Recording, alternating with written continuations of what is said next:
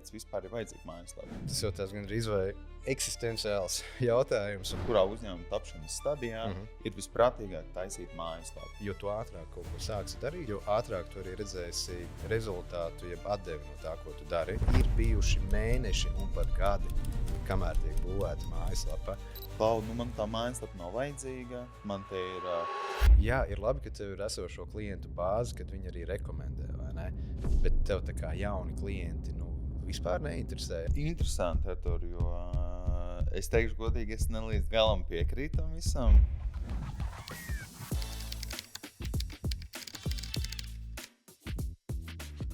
Sveiciens, dārgie skatītāji! Šodien mēs aizstājam uz klasisko formātu webināru stilā un pāriem tādu vairāk diskusijas formātu. Tā šodienas doma ir izrunāt aktuālās tēmas par mājaslapām.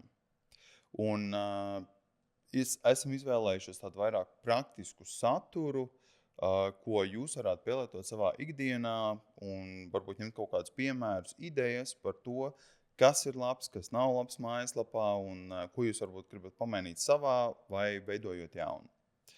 Mani sauc Jānis Freimans, es esmu Haiz Marketing pārdošanas vadītājs, un ar mani šodien kopā ir Artūrs Laukmanis, un viņš ir mūsu mājaslapas eksperts un produkta attīstības vadītājs. Artūr, varbūt vari pastāstīt nedaudz par sevi, kā tev ir gājis, kā tu esi kļuvis līdz mūsu mājaslapas ekspertam un kāda varbūt ir tā tava pieredze? Jā, paldies, Jāni. Sveiciens skatītājiem. Tu tā ļoti arī man ieliki tāda eksperta lomā. Paldies tev par to. Ceru, kad var attaisnot kaut vai daļu no tā visa, jo tā kopējā pieredze man veidojusies jau vairāk kā 20 gadu laikā. Jo pats sākums bija skolas gaitās, pie vidusskolas, kad sāka interesēt digitālais mārketings kā tāds.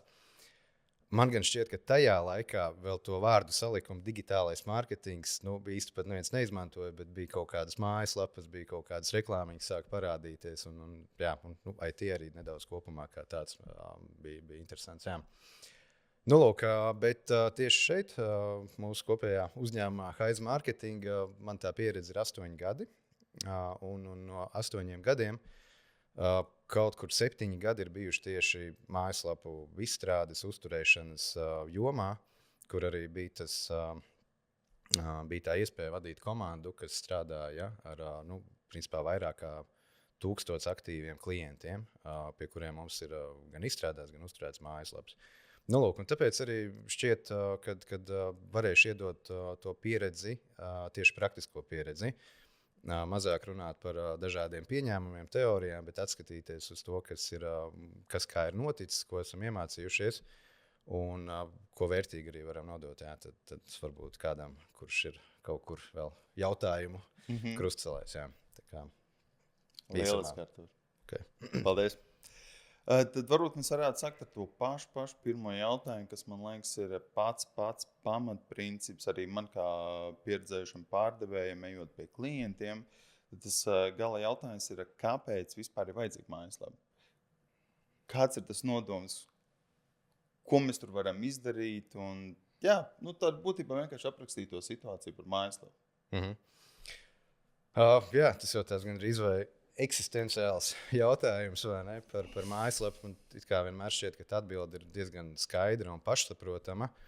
Kad mēs runājam par digitālo mārketingu, par klātesamību internetā kā tādā, tad mājaslapa, manuprāt, ir tas pamats, viens no pamatiem, jo, protams, ir arī šī digitālā klātbūtne, kas daļai iekļauj arī mājaslapu, bet mājaslapa ir tā vieta, kur ir iespēja prezentēt savu uzņēmumu diezgan plaši, diezgan detalizēti un iedot daudz dažādus piemērus ar to, ko uzņēmums dara, ar ko viņš nodarbojas.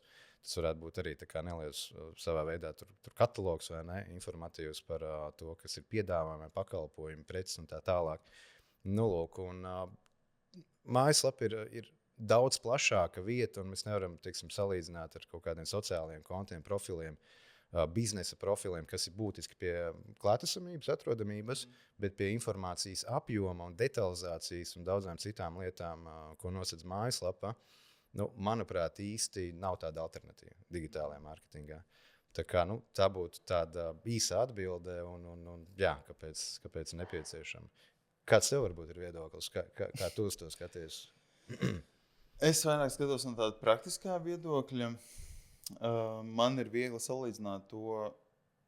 Iedomājamies, ka pirms kaut kādiem 30, 40 gadiem uz Tērbatas ielas ir gaļas veikals. Vai ne? Viņam ir telpa, kurā viņš pārdod savu produkciju, un viņš grib uzrunāt kaut kādus potenciālos klientus. Bet viņam nav nekāda reklāma, viņam nav nekādi plakāti uz skatloga. Viņš ir vienkārši stiklota telpa, kurā ir tā produkcija, un viņš nesaprot, kāpēc pie viņa cilvēki nāk. Un tā mājaslapa mūsdienās ir tas, kas tajā laikā bija tas skatloga priekškars, ja to tā var saukt. Tajā laikā, pieņemsim, cilvēki, ja tu noliec to plakātu, cilvēks, kas iet arī pāri ielai, viņš var redzēt to plakātu, un viņš var arī pāriet pāri ielai, un tad viņš arī zina, uz ko viņš tur grib aiziet šķiņķi nopirkt, desu nopirkt vai kā tam līdzīgi. Un tad viņš arī var aiziet pāriet pāri ielai un tā kā iegādāties. Bet ja viņam tur nav nekā aprakstīts, ja viņam nav rakstīts darba laiks, kad pie viņa var aiziet, varbūt viņš jau 2 beidz darbu un neviens to nezina, vai ne? Un viņš var zaudēt potenciāli jaunus klientus. Tāpēc no man praktiskā viedokļa tā mājaslapa ir būtiska nianse mūsdienu uzņēmējdarbībā, un bez viņas vienkārši ir ļoti grūti. Ir īpaši, kad mūsdienās ļoti daudz runā no mutes mutē, meklē klientus, tad tā mājaslapa ir tāds pamatkapitāls, kas tev ļauj piesaistīt vispār kaut kādus investorus, klientus un tā tālāk. Tas tāds mans īsais rezumē. Tā ļoti plaši, jā. Bet jā, arī ir ar interesantiem un tādiem viegli varbūt saprotamiem salīdzinājumiem. Un jā, nedaudz varbūt paturpinot to tēmu par veikalu, jeb vietu, kur notiek bizness, vai ne? Tad, protams, tā varētu būt tā mājaslapa digitālajā vidē, vai ne? Vieta, kur tu arī to biznesu, teiksim, menedžē. Un ir svarīgi, jā, ja tu esi uz Tērbatas ielas vai uz kādas no citām centrālajām ielām, vai ne, tad tev tas apmeklējums, vai ne, ja tava redzamība ir daudz lielāka nekā, ja tu esi kaut kur attālāk, vai ne, projām, jo tavs bizness var būt jebkur mūsdienās, jo īpaši. Lūk, un jā, tad mēs, protams, mājaslapa ir biznesa vieta, un tur jau aiziet arī nākamie soļi, par ko mēs domājam digitālajā mārketingā, kā aizvest cilvēku, vai ne, līdz tavai biznesa vietai, līdz tavai mājaslapai vai fiziskajai vietai, un tas jau arī iet bišķiņ ārpus mājaslapas, dažādas gan kampaņas, gan arī teiksim, SEO optimizācijas, kas ir cieši saistīts ar mājaslapu un tie paši biznesa profili un tās lietas. Tā kā, okay. Tad tas nākamais jautājums būtu, tā ir tāda klasiska nianse, kas nāk no klienta puses, tīpaši, ka tu jau pie vairāk kā, teiksim, 10 Latvijas klientiem, mēs skatāmies kaut kādu statistiku no kaut kādiem 10-100 klientiem, es teiktu kaut kādi 40-50% no klientiem uzdod jautājumu, kurā uzņēmuma tapšanas stadijā ir visprātīgāk taisīt mājaslapu. Vai tas ir sākumā, vai tad, kad tev jau pieņemsim, es saprotu, ka tas ir atkarīgs arī no dažādām industrijām un tā tālāk, bet tā doma ir tāda, pieņemsim, mēs varam varbūt paskatīties kaut kādus piemērus attiecībā uz e-komercijas, tātad, ja mēs veidojam internetu veikalu, vai arī, ja mēs vienkārši veidojam kaut kādu tā kā bezmazliet ziņojumu dēli tādā aspektā. Līdz ar ko šie divi aspekti, kāpēc tavām domām, kurā laikā būtu tā zaļā gaisma, kad to mājaslapu būvē? Jā, tu arī pats daļai atbildēji uz to jautājumu, ka tas ir atkarīgs no nozarēm dažādām, kur tu darbojies un kāds ir tavs mērķa klients. Bet kopumā, kā ar visām lietām, manuprāt, vismaz lielāko daļu ir tas, jo tu ātrāk kaut ko sāksi darīt, veidot, jo ātrāk tu arī redzēsi rezultātu, jeb atdevi no tā, ko tu dari. Un tā ir arī tā īsa atbilde par mājaslapu. Ja bizness tiek būvēts no jauna, tad mājaslapa ir viena no tām must-have, jeb obligātajām lietām, par kuru es vismaz ieteiktu padomāt uzreiz. Jo ātrāk tu viņu uzbūvēs, jo ātrāk arī iespēja, kad tu sāksi parādīties dažādos organiskajos meklējumos, kas ir Google vai citas meklētāju programmas. Tāpat mūsdienās ir šī AI, mākslīgā intelekta tēma ļoti aktuāla. Arī tur tu jau pamazām, ja viss būs pareizi izdarīts, sāksi parādīties un cilvēki tevi atradīs. Savukārt, ja tu atliksi to mājaslapas būvniecību, tas nav nekas traģisks, bet tu nedaudz arī aizkavēsi šo atrodamību vidē, kā tādā digitālajā. Tā būtu īsa atbilde. Un arī papildinot to, ko tu tikko minēji, arī, darbie skatītāji, ņemiet vērā, ka mājaslapas izveidošana, tiem, kam varbūt nav vēl tā pieredze bijusi, mājaslapas izveidošana prasa pailgu laiku. Tie var būt 2, 3, 4 nedēļas. Ja jums ir e-komercija ar produktiem, kur ir 50, 100 produkti, tad tas var aizņemt vēl lielāku laiku. Iedomājieties, ieliekot kaut kādus produktus, jums ir nepieciešams apraksts, bildes, vēl daudz dažādas nianses, kas ir ļoti būtisks, lai tad, kad kāds atver to jūsu produktu, lai viņam ir pilns apraksts un skaidra bilde par to, ko viņš vēlas iegādāties. Līdz ar ko, ja jūs veidojat internetu veikalu, tas varbūt ar ieteikumiem ir pāragri skriet pa priekšu, vai ne? Bet tā doma tāda, ja jūs gribat veidot e-komerces platformu, tas ir jādara, es teiktu, 2 mēnešus pirms jūs vispār esat gatavi uzsākt savu uzņēmējdarbību. Attiecīgi, ja jums ir skaidra bilde par produkciju, ko jūs vēlaties piedāvāt, tad to mājaslapu jau ieteicams būvēt jau ļoti, ļoti agri, lai pirmkārtām ar Google algoritmus varam spēlēties, un otrā kārtā, lai mēs varam tātad produkciju laicīgi salikt, lai mums arī kvalitīvi viss ir aprakstīts, un it īpaši, ja jūs tūkojat ar mākslīgo intelektu, kas ir forši, bet tajā pašā brīdī viņam ir jāaiziet cauri, jāpārbauda kļūdas un tā tālāk. Tā kā šo mēs esam izgājuši cauri, vairāk vai mazāk tādā, varbūt ar to tev vēl bija kaut kāda papildus komentāra. Es varbūt nedaudz aizdomājos par to, ka tu minēji, kad ir jāsāk domāt laicīgi, pareizi, un kad ir jārēķina diezgan ilgs laiks, vai ne, šeit mājaslapas izveidē. Protams, atkal mājaslapas ir dažādas, biznesi ir dažādi arī no apjoma, vai ne, cik liels e-komercijas, mazas liels UTT. Bet arī pie tā apzīmēm, teiksim, vēl diezgan ilgs laiks, tu minēji tur 3, 4 nedēļas, kas, tas ir zināms laiks, vai ne, bet ja mēs tā paskatāmies bišķiņ plašāk, tad manuprāt, ja mēs to mājaslapu dabūnam gaisā līdz mēnesim, vai ne, tad es teiktu, ka tas ir ļoti raids process bijis un viss ir veiksmīgi, jo ir dzirdēti tie stāsti, pieredzes arī no mūsu, teiksim, klientiem, kas pārnāk pie mums no varbūt kāda cita pakalpojuma sniedzēja, kad ir bijuši mēneši un pat gadi, kamēr tiek būvēta mājaslapa. Un līdz ar to mēnesis, manuprāt, ir ļoti optimāls īsts laiks. Vienkāršai mājaslapai reizēm pat tas var būt vēl nedaudz ātrāk. Tā kā, tas, manuprāt, nav daudz, bet biznesā viss ir steigā un katra minūte ir kaut ko papildus klientiem arī ir jāņem vērā to, ka viņiem pašam ir jābūt aktīviem uz to otru apusējo komunikāciju ar izstrādātāju. Jo izstrādātājs nekad viņš nebūs klienta biznesā. Viņš var runāt ar klientu, viņš var viņu anketēt, aizbraukt ciemos, apskatīties, izprast to biznesu īsāk sakot, bet viņš nekad nebūs biznesa vadītājs. Un līdz ar to ir svarīgi pie mājaslapas, jo tā tomēr ir biznesa sastāvdaļa, biznesa arī seja savā ziņā, kad aktīvi piedalās pats vai biznesa īpašnieks vai atbildīgais kolēģis, darbinieks, jo tikai šāda veida kopdarbā tas rezultāts būs daudz, daudz labāks nekā kāds kaut ko stūrītī pats savā nodabā būvēs un teiksim, neiedziļinoties pārāk tajā tēmā. Tā. Okay. Tad es gribētu arī pacelt kaut kādus pāris argumentus, varbūt tādus negluži populārākos, bet tādi, kas man ir iesādušies galvā no klientu puses, kas mums ir, tas pats pirmais, tas būtiskākais ir īpaši tādiem SME segmenta kompānijām, kas ir arī gadiem ilgus jau darbojas Latvijā.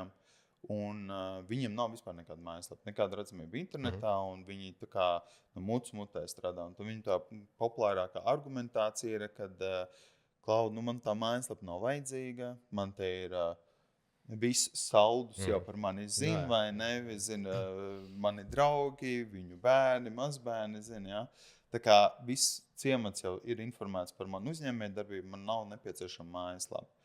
Bet šeit es arī vēlos papildināt ar tādu, pirms tu varbūt tā kā, mēs jau tā kā bišķiņ pavērām šo tematu, bet pirms tu tā kā padiskutēt sīkāk par šo es gribēju padalīties ar vienu pieredzi, kas man bija ar klientu. Mēs aizbraucām pie klienta un es ar viņu runājos par šo mājaslapu.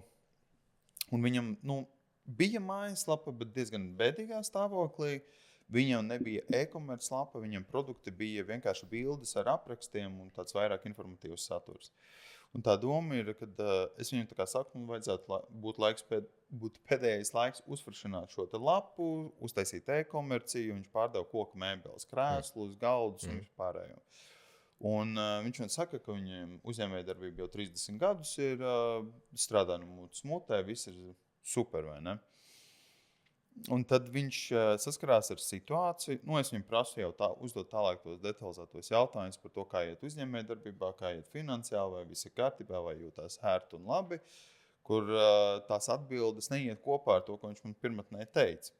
Tad tā pirmā doma ir, kad pirmais klasiskais faktors ir, kad nauda sāk iet uz leju, un kad šie te no mutes mutē klienti sāk atbirt lēnā garām. Jo tas, ņemot vērā, ka kompānijai 30 gadi, kompāniju oriģināli izveidoja tēvs tātad pārstāja šo te uzņēmējdarbības to konceptu, vai ne, devās tur atpūsties siltajās zemēs, un dēls pārņem šo uzņēmējdarbību, bet pēc tam, ka viņš ir pārņēmis, viņam ir tāda asociācija, ka visi tie klienti, ar kuriem viņi strādā, kas ir kaut kādi, es nezinu, viņam tur 10 klienti bija, tāda viena rokas sauja ar klientiem. Un šie te klienti, šiem klientiem arī tie uzņēmēji galvenie ir nomainījušies. Un tas secinājums tāds, ka tālāk jau to kontaktu ar to klientu ir grūtāk izveidot, jo jauniem valdes loceklim vai lēmumu pieņēmējiem ir savi kontakti, savi sadarbības partneri. Un cenšoties saīsināt šo visu garo pieredzi, viņam tie klienti sāka birt nost. Viņam nebija komunikācija, un jauns klients bija grūti piesaistīt.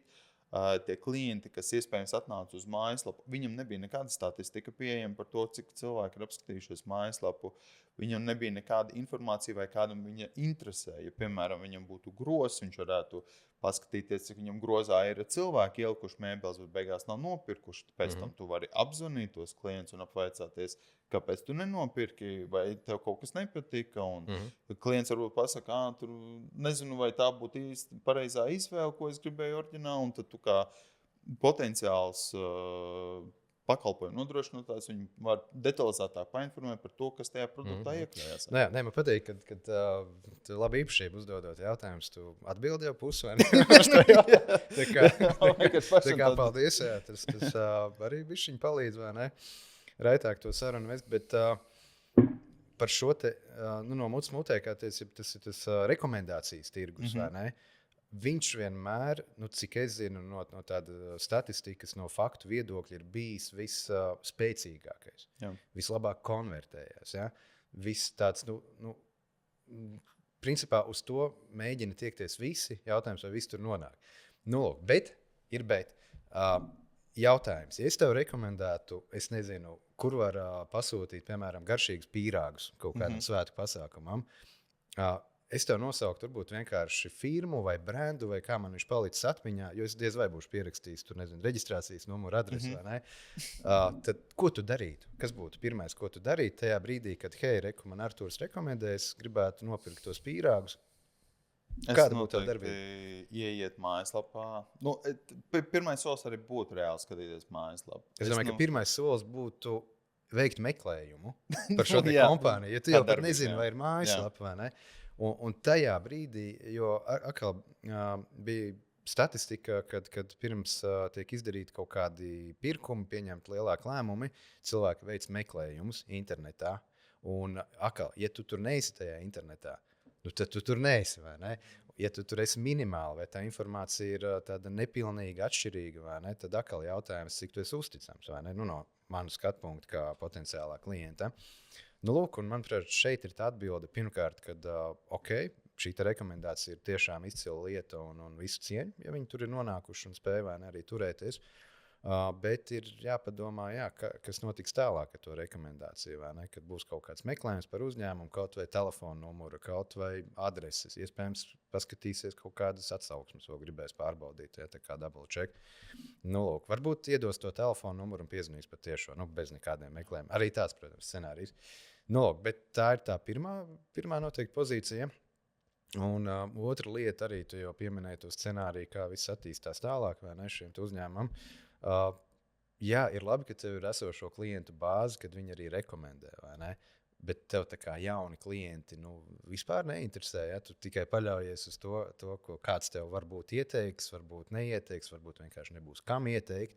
Jo, ja, piemēram, internetā tā auditorija ir milzīga, ja tie ir vairāki 100,000, Latvijas mērogā, tur pat iespējams lielāka auditorija, pāri miljonam, vai ne, kurus tu vari aizsniegt, esot digitālajā vidē. Nav teikt 100%, ka viņas aizsniedz visus, vai ne, protams, atkal jautājums par reklāmas kampaņām un citām mārketinga aktivitātēm, bet potenciāls ir. Savukārt tam vienam cilvēkam, kurš tevi gribēs rekomendēt, visticamāk, tas paziņu loks nebūs vairāk kā 10, 100, maksimums 1000 cilvēku. Ja? Un ne jau visiem viņš uzsāks sarunu, hei, man bija labs piemērs, vai tu arī negribi. Līdz ar to vienkārši tu pats sev atņem, manuprāt, ļoti lielu to potenciālo tirgu.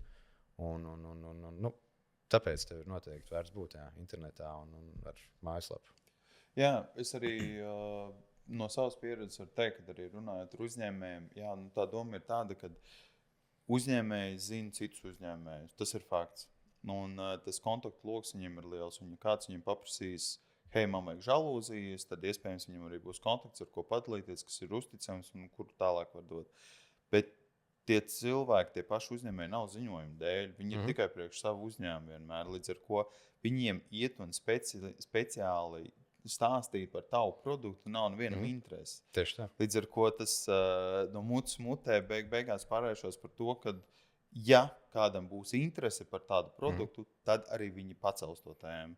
Bet tā citādāk, tas ir ļoti, teiksim tā, tas ir viens no lēnākajiem līdu konvertācijas veidiem, kas ir varbūt, es teiktu, drošākais, jo tev atnāk jau gatavs klients ar gatavu vēlmi un jau ar uzticamības sajūtu, bet tā, ka kāds ies aktīvi tevi reklamēt, visdrīzāk, ka nē. Jā, man uzreiz vienkārši iešāvās galvā bišķiņ tā matemātika. Piemēram, ja tev ir šī rekomendācija tiešā, tev 10 cilvēku varbūt uzjautā, ja tu rekomendē konkrētu uzņēmumu. Kā jūs minējāt, tā konvertācija, manuprāt, būs ļoti augsta, vispirms pat 8, 9 cilvēki izvēlēsies. Ja? Bet tu aizsniedz 10 cilvēkus. Internetā, teiksim, aktīvi darbojoties digitālā mārketingā, esot mājaslapē, tā skaitā, vai ne? Tu aizsniedz, piemēram, 10,000. Piemēram, ja? Un no tiem 10,000, ja tu vari konvertēt kaut vai 10%, kaut vai 5%, kaut vai 1%, ja? Tu jau būsi augstākā pozīcijā nekā pie tiem 10 cilvēkiem, kur tu būsi konvertējis rekomendācijā. Tā būtu arī tāda viena no niansēm, kas jāņem vērā. Dzirdējāt, ļaudis, taisiet mājaslapas, lai jums labāk konvertējas līdzi un esiet aktīvāki. Bet pārējot uz nākamo tēmu, ir arī dzīves pieredze. Šis īstenībā ir viens no populārākajiem, ja iepriekšējais bija tāds vairāk tāds, kas ir pēc situācijas atkarīgs, tad šis ir tāds ļoti, ļoti, ļoti, ļoti populārs starp klientiem runājot, un tas ir man ir radinieks, draugs, paziņa, viņš tur kaut kur mācās skolā, viņš tur kaut ko YouTube'ā noskatījies video, viņš man var saštelēt smuku mājaslapu tur kaut kādā Mozello vai nedodies vēl WordPressā, ja, un viņš man sataisīs pa lēto, būs labāk, un man nav nepieciešami nekādi speciāli izstrādājumi. Jā, noteikti. Pieredzē ar klientiem, ar mājaslapām kopumā, šis ir bieži dzirdēts arguments. Tiešām bieži. Jā. Un man noteikti nekas nav pret radiniekiem, paziņām un visu cieņu, atbalstam viņus un palīdzam, kā vien varam. Vienkārši izvērtējam tos riskus. Jā. Tas ir viens un otrs izvērtējam, vai tiešām tas cilvēks, kas mums ir kaut kur atrasts, vai ne, caur paziņām, vai iespējams kaut vai radinieks tuvāks, tālāks, vai viņš būtu gatavs šim te projektam. Ļoti iespējams, viņš to ir darījis, varbūt tas pat ir viņa bizness. Ja? Tur varbūt nav daudz diskusiju, bet lielākā daļa, diemžēl, ir tādi, kas to gribētu darīt, gribētu pamēģināt, ja? Kā tad ir to mājaslapu izveidot. Un šeit gribētu pamēģināt, 90, ja ne pat vairāk procentos beidz diezgan bēdīgi, jo iemācīties izveidot arī labu, kvalitatīvu mājaslapu, to es gribētu teikt, to arī ik viens.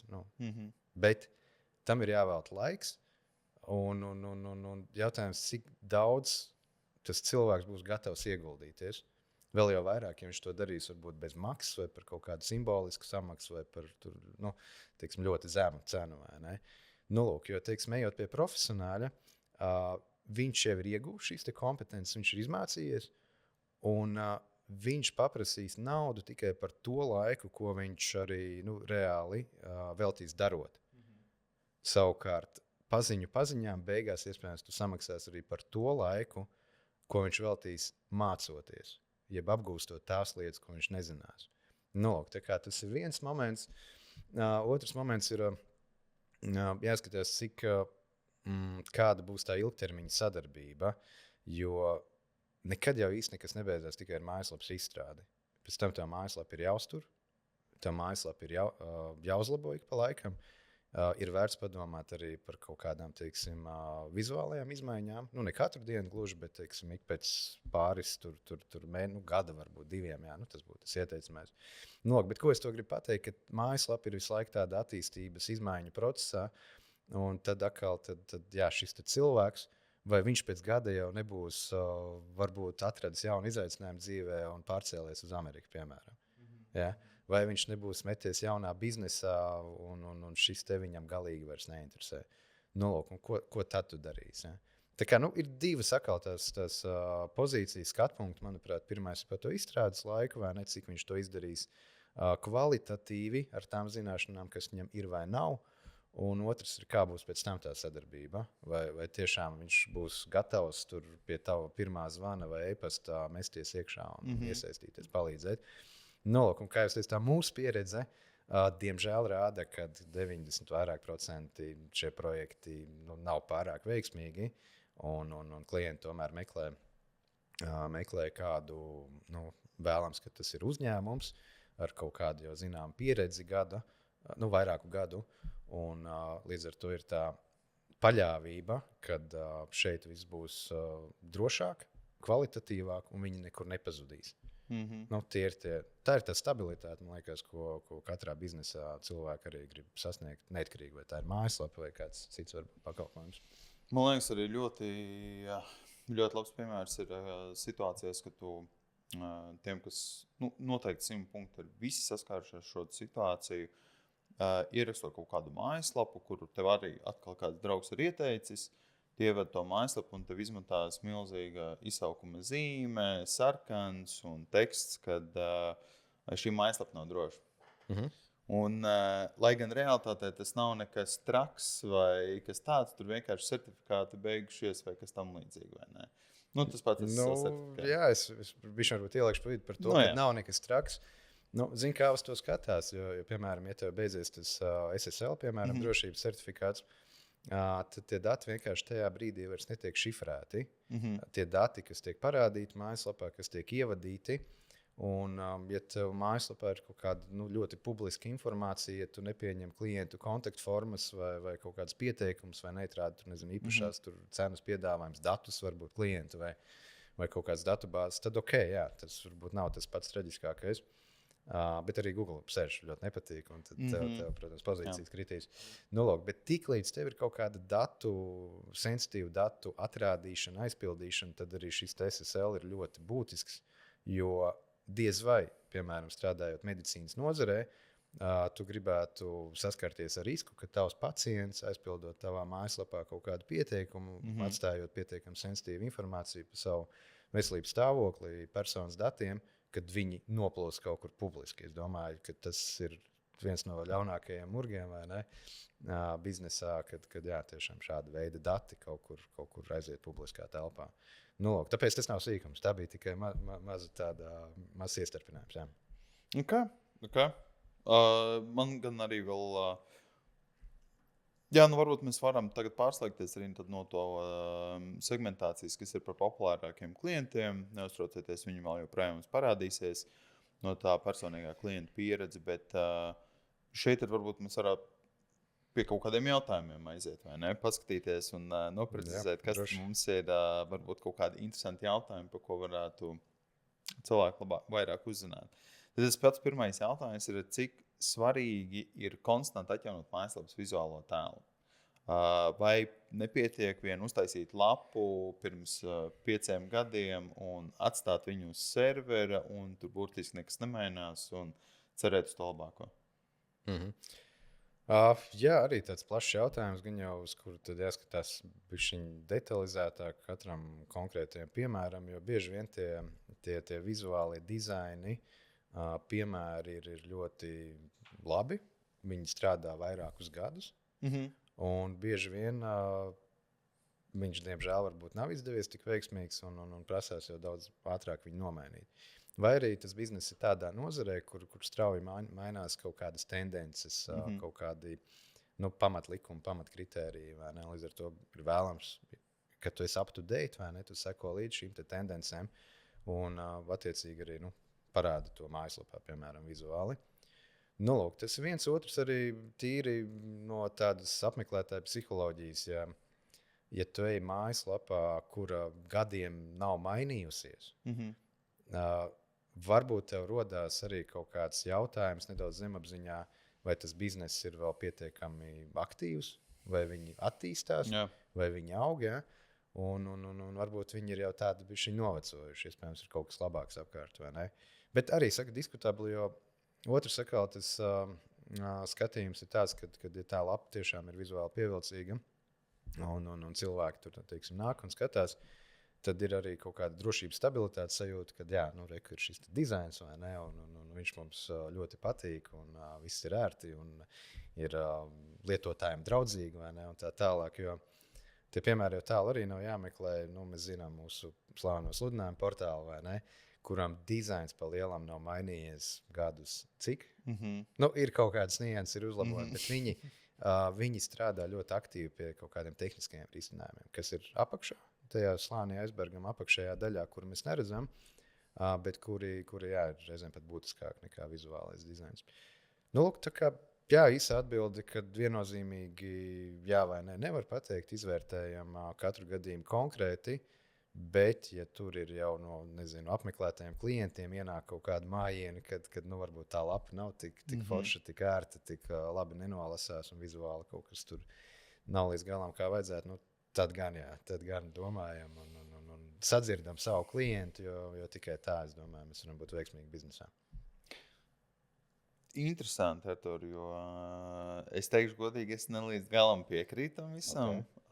Man personīgā pieredze liecina, ka jo jaunāka lapa, es zinu, ka tas tā kā arī ir, to ne visi tā spriež par to, bet reizi gadā, varbūt reizi 2 gados. Es piekrītu, jā, bet labi, ir kaut kādi tiešām lieli izņēmumi, kas tur ir SSLV vai kaut kādi šie portāli vai, es nezinu, būtībā, kur ir taisīta priekš funkcionalitātes, nevis priekš izskata dizaina vai kā tam līdzīgi. Kur atkal, ja tev ir, pieņemsim, kaut kāda vienlape, vizītkaršu mājaslapa vai ja tu nepiedāvā kaut kādu produkciju un nomainīt dizainu prasa tev 1 dienu, 2 dienas. Labi, protams, ilgāku ilgāku periodu, protams, tev varētu prasīt to redizainu uztaisīt, vai ne? Bet tā doma ir tāda, ka, ja it īpaši šis ir ļoti aktuāli mūsdienu, ne mūsdienu, bet vienkārši Latvijas klasiskākajiem restorāniem, kafejnīcām, kas ir ārpus Rīgas. Tas ir tas, ko es esmu piefiksējis. Viesnīcas, kafejnīcas, pat kaut kādi mazie veikali ar savām nišām, tur dzīves veikali vai vēl kaut kas, viņiem ir ļoti vecas mājaslapas. Un tur tiešām vai ir kāds mazdēls vai bērns uztaisījis, vai kāds paziņa, vai viņiem ir burtiski vienreiz uztaisīta, viņi paši netiek pie tās mājaslapas pat klāt, viņi neko nevar papildināt. Un ja es ieeju mājaslapā un es redzu, ka tur ir novecojis viss saturs, vai ne? Tāpat tās, kā mēs ieejam viesnīcā, kur ir vecs dīvains jau pašā sākumā, tad jau uzreiz ir tāds tā kā, kas notiek. Tā kā vai man istabiņā sagaidīs, teiksim tā, padomju laika mēbeles, vai ne? Vai tur viss ir sapucēts, tīrs vai kā tam līdzīgi. Tā ir mana personīgā pieredze, kad es neuzticētos kompānijai, kurai ir ļoti novecojusi mājaslapa. Protams, tas ne visos gadījumos, bet lielākoties, ja es redzu, ka ir nedodies kaut kāda mākslīgā intelekta bildes vai kas tam līdzīgs, tad es saprotu, ka viņi tā kā modernizējas, ka viņi domā par visu laiku attīstību, ka viņi kustās, virzās kompāniju, ka viņiem ir kaut kas notiek. Ne tikai tas, ka viņi ir savā ofisā un kaut ko visu laiku dara, optimizē tā kā iekšējos procesus vai kā tam līdzīgi, bet ka tieši arī uz ārpusi viņi domā, kā reklamēt. Nē, tu kā minēji, ka tu nepiekrīti man, bet man liekas, ka tu pilnībā piekrīti man. Es atvainojos, jo šeit jau bija tas tās izvērtējumi katru individuāli. Un, ja tu iezīmē to bildi, kad ir kaut kas ļoti vecs, tur padomju laiku, vai ne, kaut kādas vēsmas parādās mājaslapā, vai ne, tad skaidri, tur nav diskusija. Tur ir jādara, jo viens ir dizains, un otrs arī tu saturu pieminēji. Tur ir kaut kas, teiksim, tāds vairs neatbilstoši novecojis, nav aktuāls, tad tas arī ir jāskatās. Ja, jo es vairāk runāju par to vizuālo, bet tas iet roku rokā ar saturs, vai ne, un protams, tā galvenā pamatdoma vienmēr ir tāda, ka mājaslapā ir jārada sajūta apmeklētājiem, kad te viss atrodamais ir aktuāls, ir svaigs, ir tagad nesen veidots, vai ne, un ir atbilstoši konkrētai situācijai. Ja rodās kaut kādas šaubas vai kaut kas, vai ne, tad protams, ir jādomā, kā viņas kliedēt un ko darīt. Jā. Pieņemsim to tavu atbildi, vai ne, bet...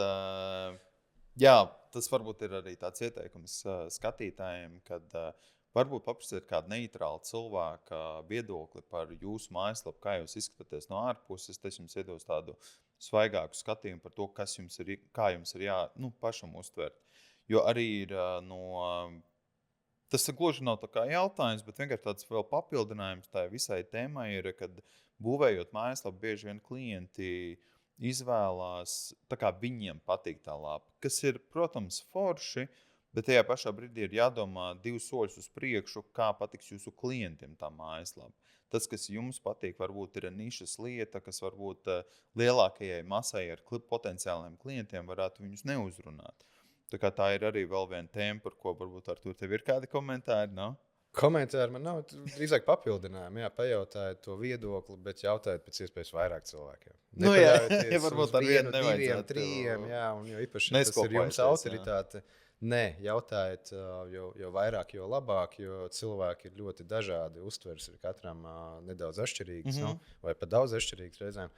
Un tāpēc vajadzētu to vidēju aritmētisko izvilkt, jo kas der visiem, vienam tas parasti, vai kā tur bija, kas der visiem, tas nedara nekam, vai ne?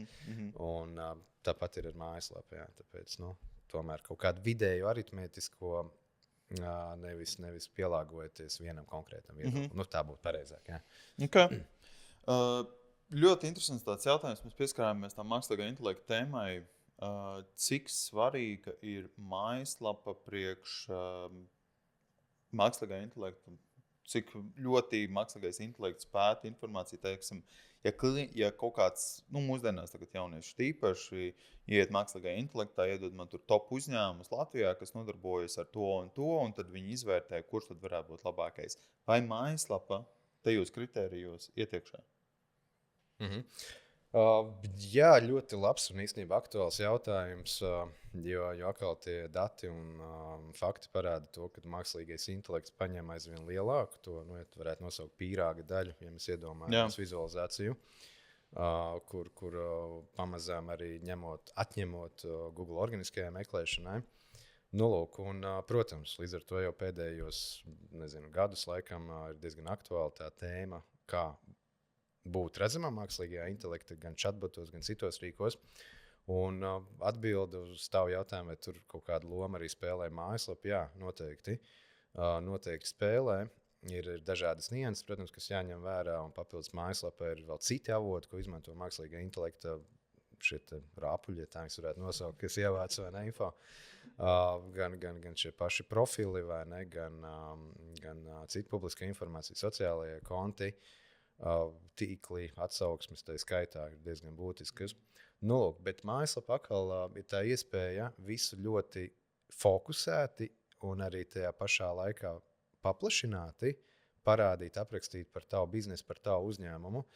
Un tad aiziet tās nianses, vai ne, kas ir kaut kāda nosacījuma mākslīgā intelekta atrodamībai, jeb, lai mākslīgais intelekts tevi labāk atrastu. Un te ir runa par optimizāciju, par kvalitāti mājaslapas, kā tev dati tiek izvietot, kā viņi ir strukturēti, vai tev ir, teiksim, šī schēma iekšā, vai ne, kur ir dati paskaidroti, vai viņi ir aizpildīti. Nu, lūk, un tur tās nianses ir diezgan daudz, un par to, man liekas, mēs varētu atsevišķi sarunu taisīt, vai ne? Jā. Bet īsa atbilde, jā, noteikti mājaslapa ir būtiska, un ne tikai viņas esamība, bet arī tas, kad viņi ir uztaisīta kvalitatīvi un pareizi pielāgota, sakārtota tam, lai mākslīgā intelektā šie rāpuļi atkārtošos vai ne, atrastu un arī robotiņi jā, iedotu to info atrādīt, vai ne? Jo, ja viņa būs, bet tur īsti nebūs līdz galam viss izdarīts tā kā vajadzētu, tad jā, tā nozīme jau ir atkal diskutabla izvērtējuma. Tā kā tas ir jāņem vērā ap divu faktoru. Es īstenībā nesen aizdomājos par to, ka kā mājaslapām ir blogu sadaļas. Blogu sadaļās mēs liekam daudz informācijas. Labi, ja liekam, jā. Bieži neliekam. Nu, jā. Daži tur no 20. gada nav neko vispār publicējuši. Bet tas iet roku rokā ar mājaslapas SEO, tur atslēgas vārdi, reklamēšanu un tā tālāk. Bet kā tev liekas, vai pieņemsim mākslīgiem intelektam, un, protams, tur jāskatās, katrs mākslīgais intelekts bišķiņ citādāk izvērtē to informāciju pēc kā viņš skatās, bet tā doma jau baigi daudz nešķirās no tā, kā cilvēks to skatītos, un vienkārši viņš to dara ātrāk un plašāk. Daudz ātrāk, jā. Jā, bet daudz ātrāk, jā. Bet vai blogā tev, pieņemsim, vai pie titula, vai pašā sākumā, pieņemsim, ir vērts ierakstīt kaut ko tā kā rakstītu tos potenciālais klients. Pieņemsim, es nezinu, ir kaut kāds ārsts vai ne, dermatologs, un tad viņš savā titulā ierakstā, kas ir labākais dermatologs tur Latvijā. Un, vai kādam ir jābūt labākajam dermatologam Latvijā, un tad viņš liek informāciju, balstoties, labi, dermatologs varbūt sarežģītāk tēma priekš mums, vai ne, tā kā mēs neesam spērts profesionāli. Bet tā doma ir tāda, cik ļoti svarīgi ir, vai ir kaut kas jāmaina blogu rakstos, lai pieskaņotos mākslīgajam intelektam vai Google, vai kāds citam? Jā, noteikti ir jāpārdomā, kā tas blogs tiek veidots. Atkal atgriežamies pie struktūras tēmas, arī jau šaurāk konkrētā raksta ietvaros. Ir viena lieta, kas arī novērota, kad mākslīgajam intelektam diemžēl nepatīk, ja tu pārbāzi to savu informācijas saturu, bloga rakstu. Tad arī šiem pašiem būtu jāliek. Ja? Es domāju, pārbāzi tieši ar šiem atslēgas vārdiem. Ja? Jo kādreiz senos laikos bija tā, ka tu aizpildi visu lapu ar atslēgas vārdiem, un tu esi tur pirmajā pozīcijā. Jā, tieši tā arī notika, jā, bet tas bija ļoti sen. Nu, lūk, un šeit, ja arī redzēs, kad ir pārāk aktīvi lietot kaut kādi atslēgas vārdi, saistīti atslēgas vārdi, tad tas arī var nepatikt. Nu, lūk, bet es te uzdošu varbūt nelielu pretjautājumu. Kāds ir tas formāts, kad tu meklē kaut kādu informāciju, vienalga, vai tas ir Google vai jo īpaši mākslīga intelekta, šie chatboti, un es tu iedošu atbildi uzreiz, vai ne, arī iespējamu atbildi. Tu vienkārši apstiprini jā vai nē. Vai tu uzdod jautājumu formā? Nē? Ok. Es teiktu, ka es pārsvarā tā kā komandas formā izdara priekš manis to un to, atlas priekš manis to un to. Jo varbūt tu nedaudz arī krīt ārā no tā vairākuma, jo visbiežāk tā komunikācija notiek jautājumu formātā. Kur var atrast to, cik maksā tās, kas ir labāks, tur nezinu, kur ir tur top 10 veikali, kur top 10 pilsētas aizbraukt ceļumā un tā tālāk. Un līdz ar to arī šim te blogam, ja mēs pa blogu runājam tieši, vai ne, noteikti būtu vēlams, lai viņš atbild uz to jautājumu, ko iespējams cilvēki meklēs. Tātad tas ir tā esence, tā sāls, lai tu varētu iedot vienkārši atbildi uz to, ko cilvēki jautā. Kā? Es nezinu par to, ka jautājumu. Gan jau tas ir tikai loģiski, ka tu uzdod vairāk. Tādi ir tie dati, ka es skatījos. Atkal negribu pretendēt uz absolūto patiesību. Tas ir disclaimers. Bet jā, tā vismaz bija tā tendence. Un Tāpēc arī, teiksim, biežāk uzdoto jautājumu sadaļa ir būtiska mājaslapās, jo īpaši priekšmākslīgā intelekta botiem. Jo tur parādās šie jautājumi, biežākie jautājumi, kas arī, uz kuriem atbildot, tu atrisini kaut ko. Ko mēs gribam? Mēs gribam atrisināt visas problēmas, vai ne? Un iedot atbildes uz jautājumiem. Jā. Okay. Es domāju, mēs varētu atkal pieslēgties pie klientu populārākajiem tekstiem. Un šeit ir viena tāda ļoti būtiska tāda nianse, ko ļoti daudz klienti mums uzdod arī, jo ir jāsaprot, ka mājaslapas eksistē divos dažādos veidos, kas viena ir mums tur projektu izstrāde, tur ļoti sarežģīta, ar WordPressā taisam mežonīgi daudz funkcionalitātes un pēc tam uzturam uz servera, un mums tā izstrāde prasa pusgadu, 5 līdz 10 tūkstoši izmaksā un tā tālāk. Un tad mums ir arī ļoti vienkārši risinājums, kas ir platformas bāzēts, kur mēs uz platformas uzbūvējam pilnībā visu un varam maksājumu iespējas pielikt un tā tālāk. Tad būtībā gatavs risinājums, bet krietni izdevīgāk izmaksā. Un tad tas populārākais ir jautājums, drīzāk ne jautājums, bet tāds teksts no klientiem, ka tas ir aizdomīgi lēti. It īpaši uzņēmumiem, kas jau ir ilgāku laiku, un viņi ir savulaik taisījuši par 5000, un tagad viņi tur uz servera, un viņi vēl maksā savam IT administratoram, lai viņu konstanti uzturētu, lai mainītu kaut kādu funkcionalitāti. Kur slēpjas tā robeža? Kāpēc mums ir viens risinājums krietni lētāks, otrs ir dārgāks, un kur varbūt ir tie plus mīnus katram? Jā, šī ir tāda plaša tēma. Varam atkal webināru vai ne? Es domāju, mēs varam ieskicēt. Bet ieskicējot, jo es bišķiņ aizdomājos varbūt tā globālāk par tām tendencēm, kas notiek pasaulē. Ir tā, ka pēdējos gados visa pasaule pāriet, manuprāt, uz tādiem abonēšanas pakalpojumiem. Jā. Tu abonē mašīnu, izīrē, iekāp, nomet, aiziet tālāk, vai ne? Un daudz citas lietas, vai ne? Jo tu negribi maksāt vairāk, tu negribi pirkt to mašīnu, piemēram, vai ne? Un tu negribi arī šīs saistības, varbūt tādas, kā sanāk. Savā veidā noņem atbildību. Jā, tu ietaupi it kā naudu, un tu zini, ka, ja tev nevajadzēs vairāk to lietu, tu vienkārši pārtrauc maksāt, un viss, un ej tālāk, vai ne, dari kaut ko citu.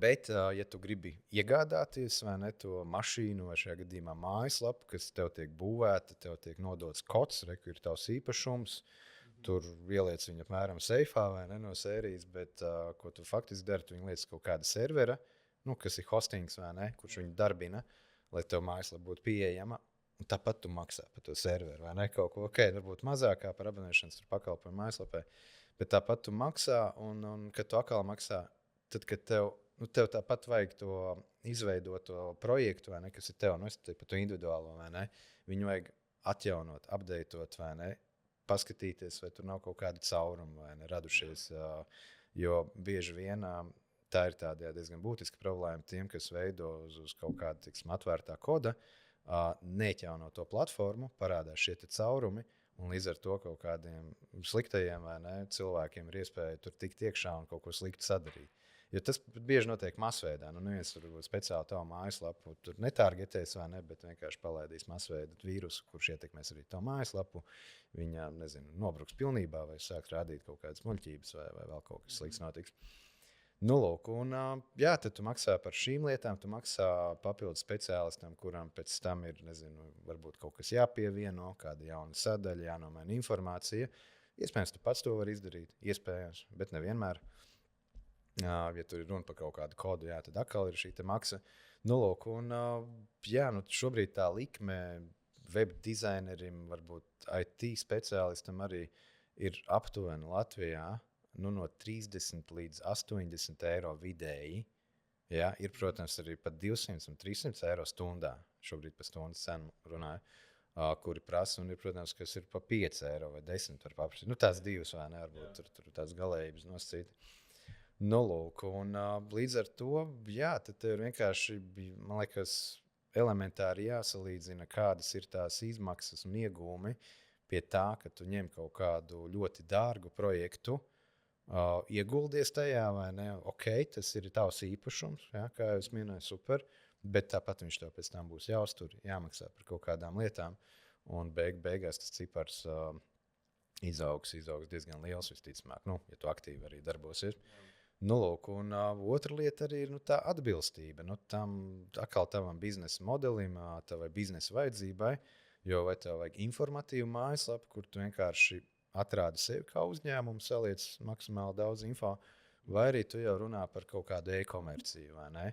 Un e-komercija arī var būt maza, var būt liela. Iespējams, tev ir jau entās integrācijas ar dažādām tur noliktavām, ne tikai Latvijā, pasaulē, kuras tur apmainās ar datiem, vai ne? Katru minūti kaut vai ne? Un grāmatvedības programmas un tādas lietas, vai ne? Un tas jau atkal ir pilnīgi cita mēroga projekts. Līdz ar to tas ieteikums gan jau būtu izvērtēt, tieši ko tev vajag tavam biznesam, un tajā brīdī arī saprast, vai tu gribi ņemt šo individuālo projektu, vai ne, kur tev uztais atdot un tālāk. Tu tur domā, vai arī tu vari iet tajā virzienā, kur iet šobrīd visa pasaule, tas ir abonēšanas virziens. Nemaksāt, varbūt par to izstrādi pat vispār, bet vienkārši abonēt kā pakalpojumu, un zinot, ka tajā pakalpojumā tev ir iekļauts pamatā gandrīz vai viss teikt, kas tev nepieciešams ikdienā priekš tāds mājaslapas uzturēšanas pārvaldības. Un tie cipari vienkārši ir dramatiski atšķirīgi. Ja par abonēšanas pakalpojumu parasti tās summas ir 50, 100, varbūt nedaudz vairāk, varbūt nedaudz mazāk eiro, tad izstrādē individuālam, es teiktu kvalitatīvam, zem 5, 3, varbūt 1000 grūti būs palīst. Ja es runāju par oficiālu uzņēmumu, kurš, protams, algo darbiniekus, vai ne, un tad bieži vien tiem projektiem tiek piesaistīts projektu vadītājs, projektu vadītāja asistents, projektu vadītāja asistents. Tad ir web dizaineris, tad ir programmētājs, tad ir copywriters un masa cilvēkiem, vai ne? Yeah. Un katram ir kaut kāda atlīdzība jāierēķina. Un, beigās tev tas cipars uzaug diezgan liels. Un tas kompromisa variants, kas jau īpaši ir aktuāls tieši tam mazo vidēju uzņēmumu segmentam, vai ne, ir tie abonēšanas pakalpojumi, kur pa lielām tev mājaslapu gan izstrādā, gan aizpilda viens cilvēks. Un tāpēc ir nepieciešama uzņēmēja iesaist ar kaut kādu informāciju sagatavošanu. Bet cipari, kā jau es minēju, tas ir 50-100 eiro mēnesī vai 5-10 tūkstoši par izstrādi, un pēc tam vēl uzturēšana, tur hosting, kas arī nebūs mazāk kā 20 eiro pa labu serveri. Plus vēl tās stundas vai ne, likmes speciālistiem. Ir atšķirība. Bet tajā pat laikā, ja tev ir šis lielais projekts ar dažādām integrācijām, lielu datu apjomu, tad, protams, tev būtu vēlams ieguldīties, jo iespējams uz tā balstās tavs bizness. Jo ir atšķirība, vai tev mājaslapa ir kā informatīvs vai ne, informatīva vieta digitālajā vidē, vai vispār tavs bizness ir balstīts uz to e-komerciju un sarežģītu varbūt pietiekami no dažādiem piegādātājiem visā pasaulē un tādām lietām. Tā kā tā būtu tāda īsa atbilde, bet, kā jau es minēju, te varētu veselu webināru veidot un izskatīt arī kādus variantus, piemēram. Jā, jo es arī varu padalīties no pieredzes, komunicējot ar klientiem, lieliem, tādiem lielākiem uzņēmumiem, kam ir vairāk gadu pieredze, savulaik tās platformas, kur tu pats vari uzbūvēt mājaslapu vai uz abonēšanas blāzes izvēlēties, nebija pirmkārtām kā tādas, un tad, kad viņas bija, viņas vēl nebija tik populāras, un neviens līdz galam viņam neticēja. Un tad mums tajā posmā dominēja WordPress lapas, un, man liekas, vēl bija kaut kādas citas vēsturiskas platformas, kurām būvēja šīs jaudīgās lapas. Bet tas, ar ko tu mūsdienās saskaries runājot ar lielāko daļu no šiem uzņēmējiem, ka viņi pirmkārt, jautājums, vai vispār viņiem ir piekļuve tām lapām. Daži vispār ir aizmirsuši, daži netiek savam adminu panelim klāt. Daži nevar veikt nekādas izmaiņas, korekcijas un saka, ka viņi glabā speciāli vienu telefonu numuru jau pēdējos 5 gadus, jo viņi nevar mājaslapā nomainīt uz citu telefonu numuru. Ja? Kas ir, liekas, pilnīgi absurda lieta mūsdienās. Bet tā ir realitāte. Tā ir realitāte, un te arī tas stāsts aiziet kopā ar to, kurš ir veidojis to mājaslapu. Ja tas ir bijis tas paziņa, kurš šobrīd ir Austrālijā vai ne, pludmalē, varbūt nodarbojas surfošanu, viņam tā mājaslapa ir. Varbūt čepūniecība izdomāja nodarboties. Jā, jebko, vai ne?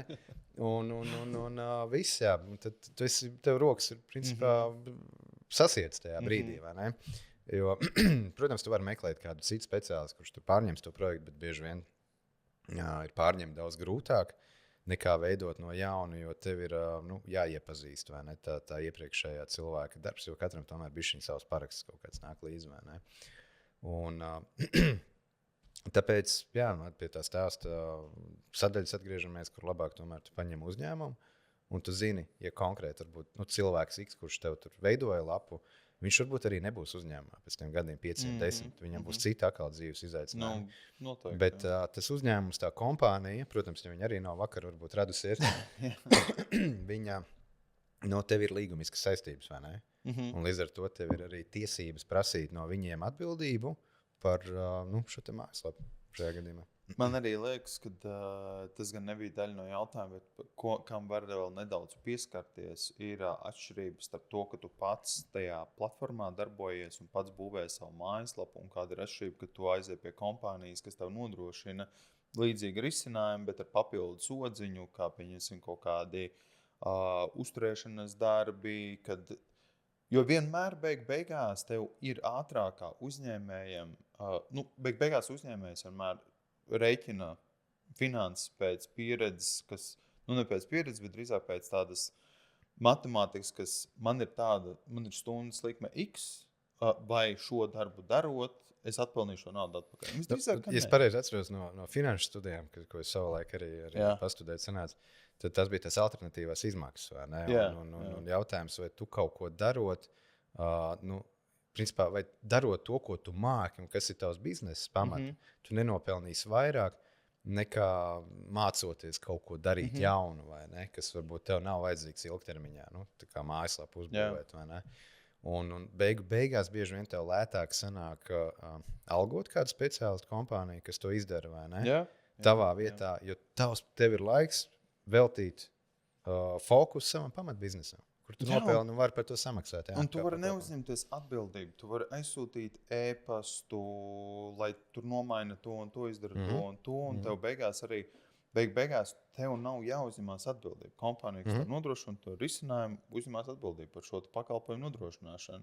Līdz ar ko tev ir gan ērtā, tas ir tas pats, kā tu minēji ar mašīnām. Vai ne?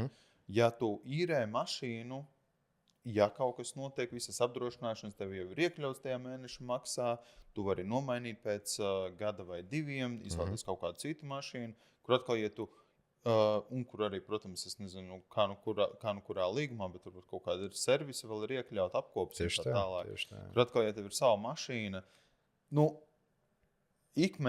katru mēnesi tev nav jāveic nekāds maksājums, bet tad, kad tev ir jāmaksā, tad tev ir jāmaksā pa pusgadu uzreiz, un tas ir reizēm vēl trakāk nekā vienkārši to katru mēnesi simbolisku summu. Jā, tu jau zini, bišķi tādu filozofisku, varbūt nedaudz iegriežot. Visas filozofijas. To diskusiju, jo tu zini, noteikti, kas ir dārgākais resurs, vai ne? Jā. Jā, un tieši tā. Un tā mūsdienās jau tā vēlme ir, cilvēki aizvien vairāk to apzinās, kad laiks ir principā pats dārgākais, kas ir gan privātajā, gan biznesa dzīvē, jebkur.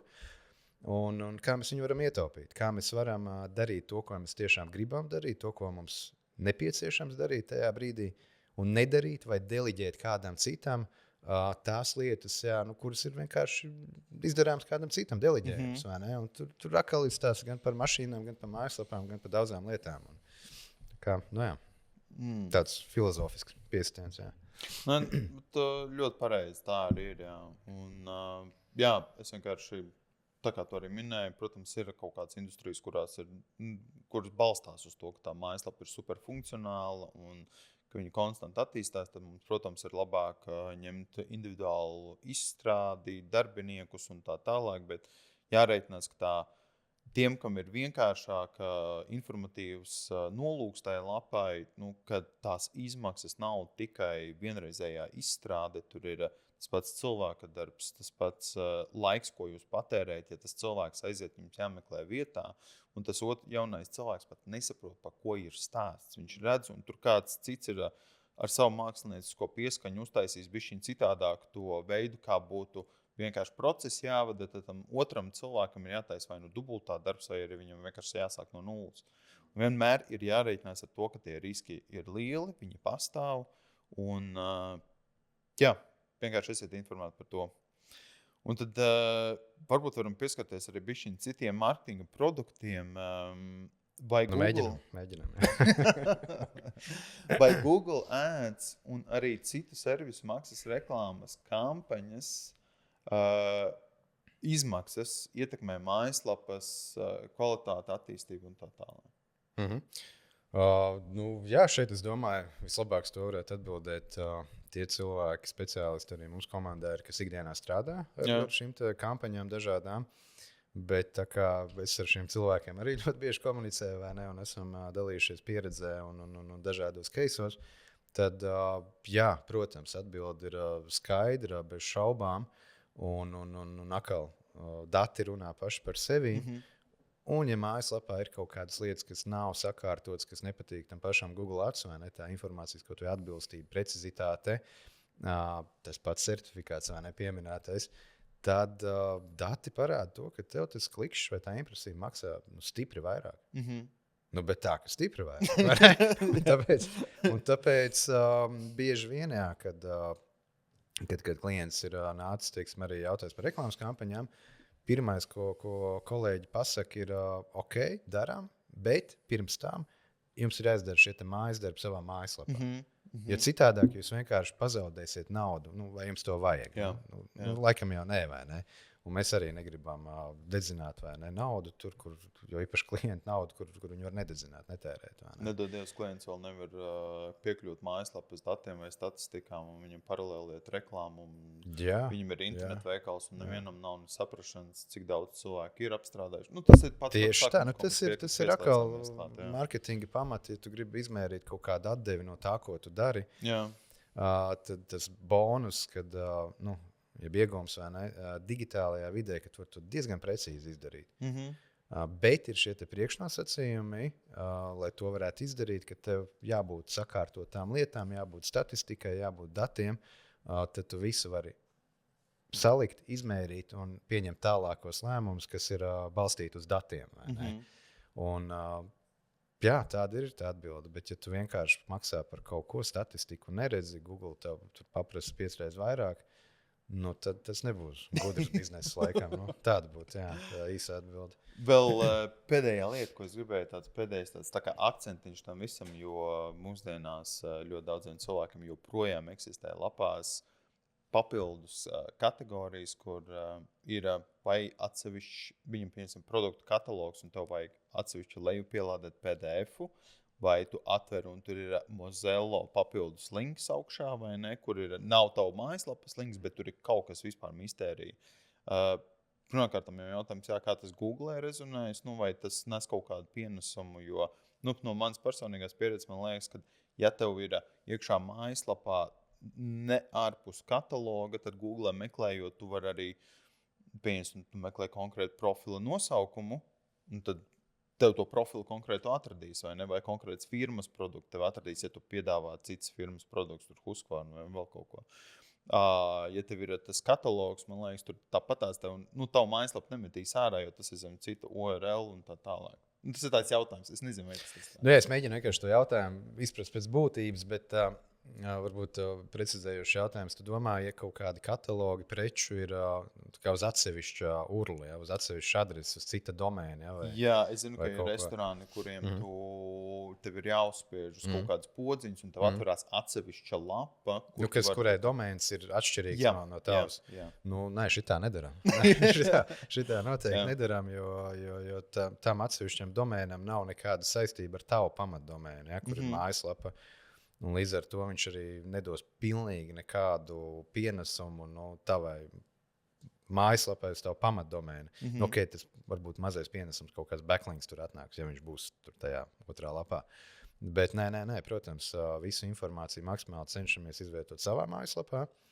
Un tur arī viņu uzglabājam, atjaunojam un neliekam nekādus ārējos domēnus, maksimāli izvairamies. Protams, ja tas ir sadarbības partners vai kas, vai ne, tad to visu var norādīt un arī ielikt tur linku atsauc, vai ne. Bet katalogiem, kas ir saistīti ar tiešo biznesu, precēm, viņām noteikti būtu jābūt. Man tas jau arī pašam liekas pašsaprotam, bet tajā pašā brīdī ir cilvēkam tas joprojām ir, un tāpēc vienkārši vēlējos pārprasīt, lai arī tie, kas skatās, ja kāds nezina gadījumā to, lai viņi ir informēti par to, ka tas nav tas labākais veids, kā to risināt. Bet paldies, Artur, par vērtīgo sarunu. Tiešām bija ļoti interesants diskusijas mums. Jā, es piekrītu, jā. Tikai saruna mums izvērtās, man liekas, diezgan plaši. Manuprāt, mēs pat sākumā gribējām bišķiņ īsāk to formātu. Jā. Cerams, ka nebija pa garu. Jebkurā gadījumā arī bija tās tēmas, kuras varētu runāt vēl un vēl. Jā. Noteikti ir vēl tūkstošiem jautājumu, kas ir kaut kur tur ārā vai ne, uz kuriem mēs neesam atbildējuši. Un tāpēc, laikam, tas mans aicinājums būtu, šobrīd tos, kas skatās, ir kaut kas neatbildēts, tad noteikti liekat, kur tur var likt komentāros, un sūtat mums e-pastā kaut vai tās aktuālās tēmas, par kurām gribētu parunāt. Ja šķita, ka šodien mēs iedevām kaut ko jaunu, informācijas, kaut ko vērtīgu, tad noteikti varam paturpināt. Paldies! Jā, darbie skatītāji, paldies jums, liels, ka skatījāties. Kā jau jūs nopratāt, diskusijas mums ir daudz ko stāstīt, daudz ko runāt. Un jūs varat droši atzīmēt komentāros vai citā veidā informāciju par to, ko jūs vēlētos redzēt tālāk, kādu informāciju jūs vēlētos vēl papildus dzirdēt. Varbūt ir kaut kādas tēmas, kuras mēs neizrunājām tik detalizēti, kā jūs vēlējāties, pie kurām mums varētu apkopot šo sarakstiņu un tad aizsūtīt, tad uztaisīt, pieņemsim, vēl vienu versiju ar šo visu. Tad tas, uz ko es jūs vēlējos orientēt, ir, kad droši pieskaties bezmaksas konsultācijām. Jums čatā būs links, droši piesakaties, uzdodiet sev interesējošos jautājumus. Mēs jums palīdzēsim visos šajos jautājumos. Arī, ja gadījumā vajadzēs vai nes, vai Arturs var arī jums sazināties, izstāstīt tās lietas, bet galā, beigās pieskaties pie linka, un tad jau jūs arī dabūsiet papildus informāciju par to. Paldies visiem, kas pievienojās, un uz tikšanos nākamās diskusijās un webināros. Un drīzumā mums būs arī podcasts. Droši pieskojiet arī tam, paskaties, kā mums ies. Artur? Paldies. Paldies, Jāni, par sarunu. Paldies skatītājiem un cerams tikšanos. Super. Jā. Paldies jums. Vislabāk.